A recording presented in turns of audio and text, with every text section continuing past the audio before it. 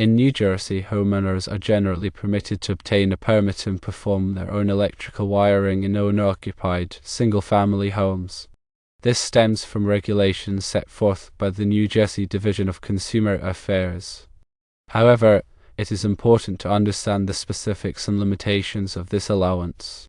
While the state permits homeowners to do their own wiring with the proper permit, local townships may have additional stipulations. Townships cannot legally prevent a homeowner from performing electrical work if that homeowner has secured a permit from the state. That being said, local municipalities may impose extra requirements. These could involve mandatory inspections by licensed electricians, adherence to specific local codes that supplement the state code, or the need to submit detailed plans for approval prior to commencing work. To ensure full compliance, always verify with the local township or municipality before beginning any electrical project. In practical terms, doing your own electrical work involves several key steps and considerations. Firstly, obtaining the correct permit is paramount. This usually requires submitting an application to the local building department, which may include detailed plans of the proposed wiring, a list of materials, and a description of the work to be performed.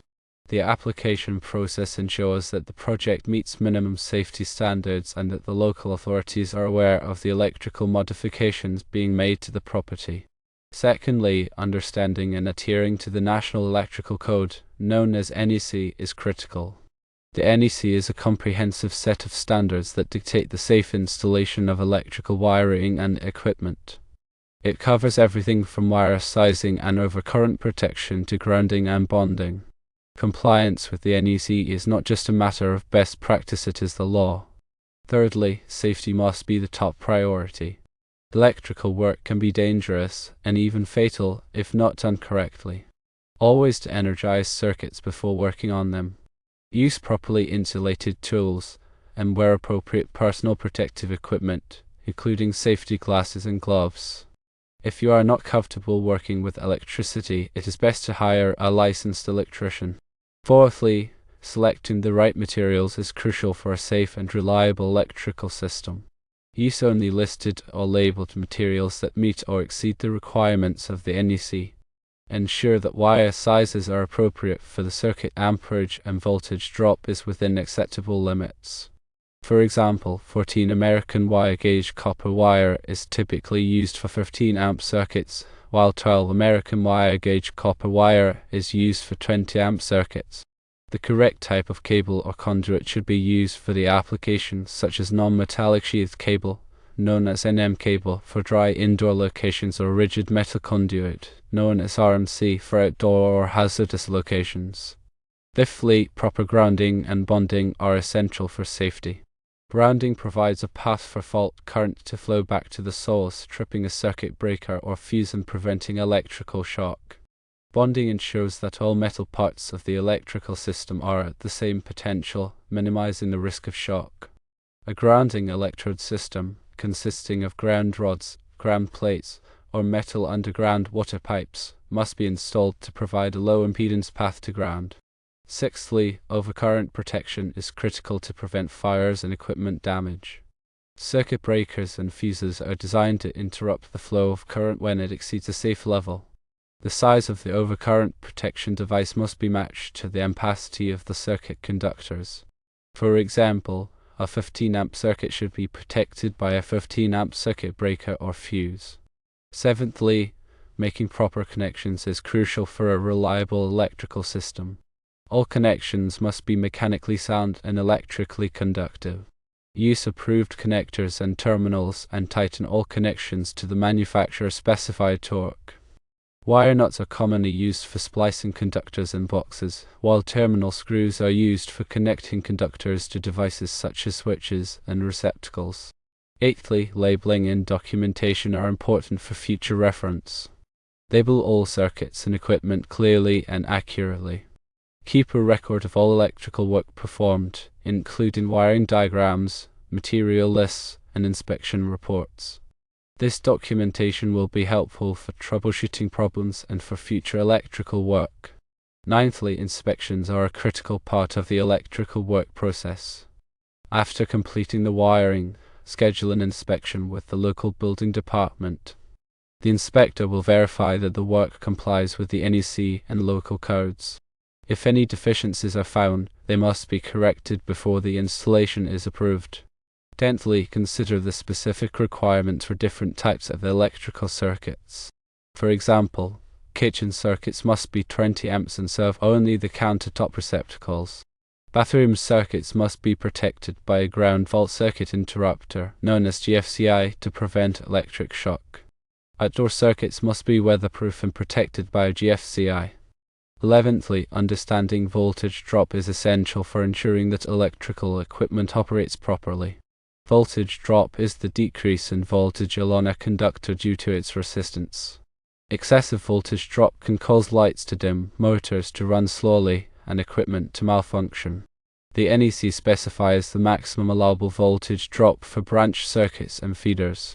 To minimize voltage drop, use larger conductors or shorten the length of the circuit. 12thly, when working with electrical panels, be extremely careful. Electrical panels contain live parts that can cause serious injury or death.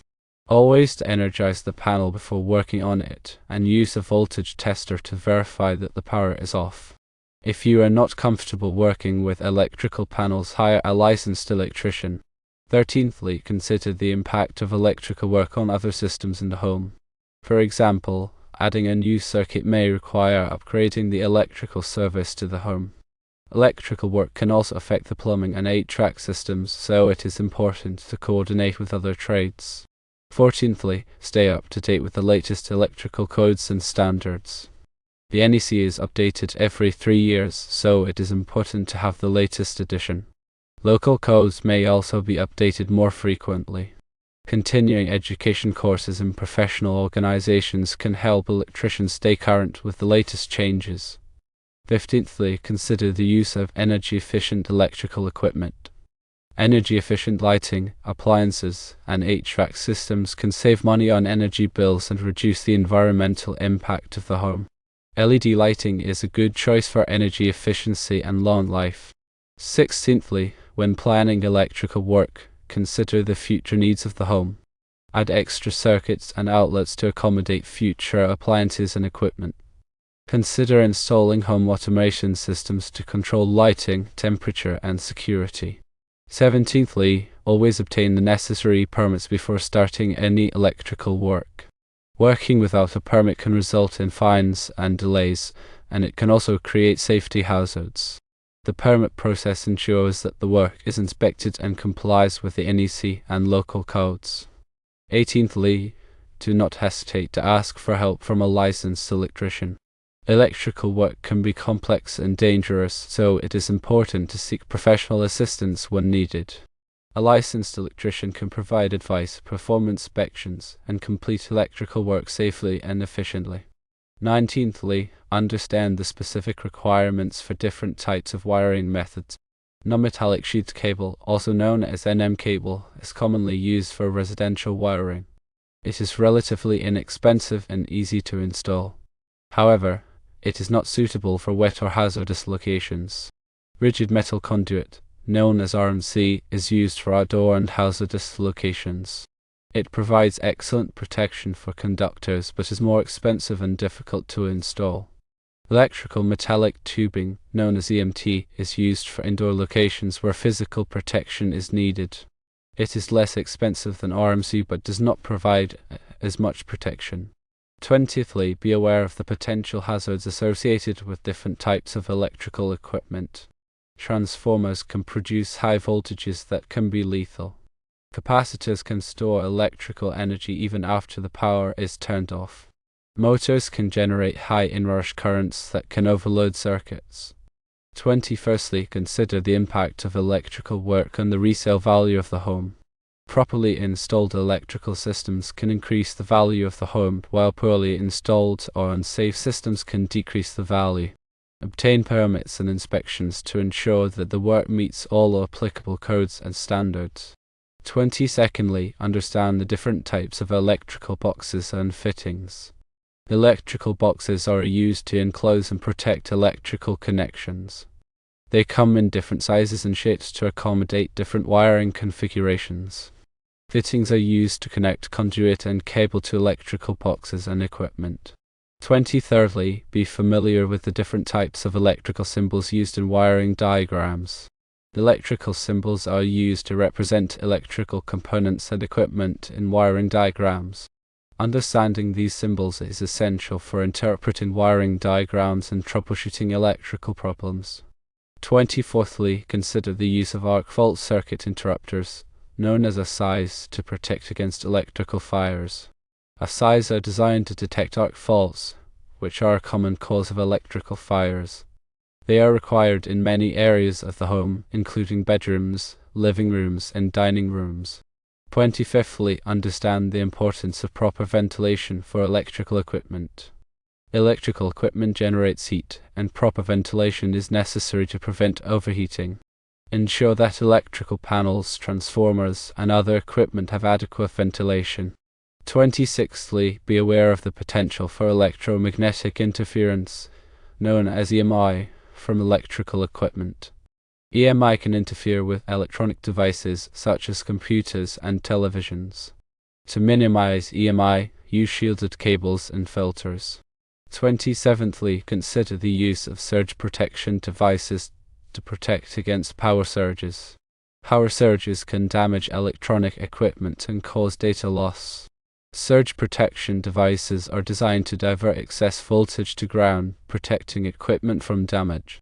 28th, understand the requirements for swimming pool electrical systems. Swimming pool electrical systems must be installed in accordance with the NEC and local codes. They must be protected by ground fault circuit interrupters and must be properly bonded to prevent electric shock. 29th, be aware of the potential for corrosion in electrical systems. Corrosion can damage electrical components and reduce their lifespan. Protect electrical equipment from moisture and chemicals. 30th, consider the use of renewable energy sources, such as solar panels and wind turbines. Renewable energy sources can reduce energy bills and the environmental impact of the home. However, they must be installed in accordance with the NEC and local codes. 31st, understand the requirements for emergency power systems. Emergency power systems provide backup power in the event of a power outage. They can be powered by generators, batteries, or other sources. 32nd, be aware of the potential for electrical hazards in the workplace. Electrical hazards can cause serious injury or death. Follow safe work practices and use appropriate personal protective equipment. In all cases, consulting the New Jersey Division of Consumer Affairs and the local township will help clarify the specific requirements and ensure compliance.